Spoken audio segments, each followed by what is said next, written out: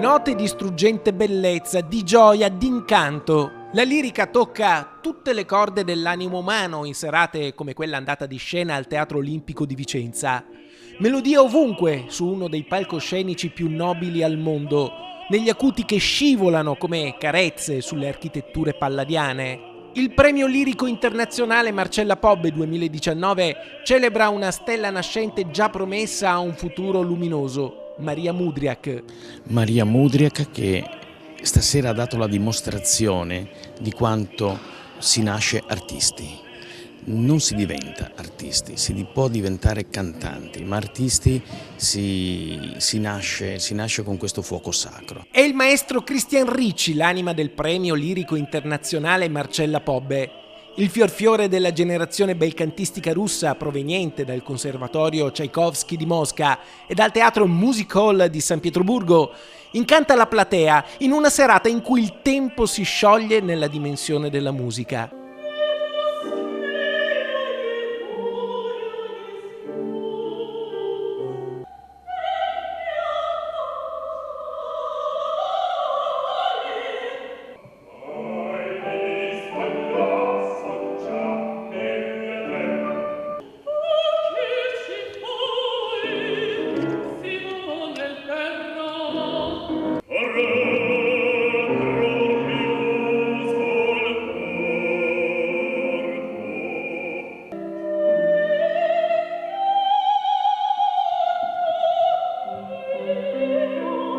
Noi abbiamo il premio Marcella Pobbe, che è questo splendido anello in oro di cameo con l'iniziale M che sta per il suo nome, Maria.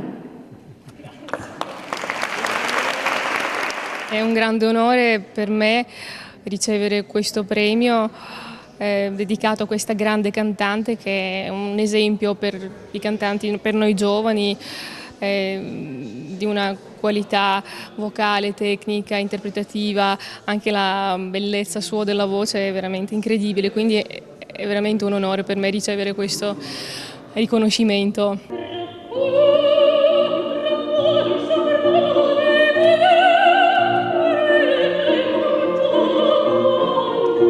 Ville venete, teatri come questo, troviamo scenografie ambientali straordinarie. Ecco la nostra ricchezza. L'amore del territorio quindi non è riduttivo, è esaltante.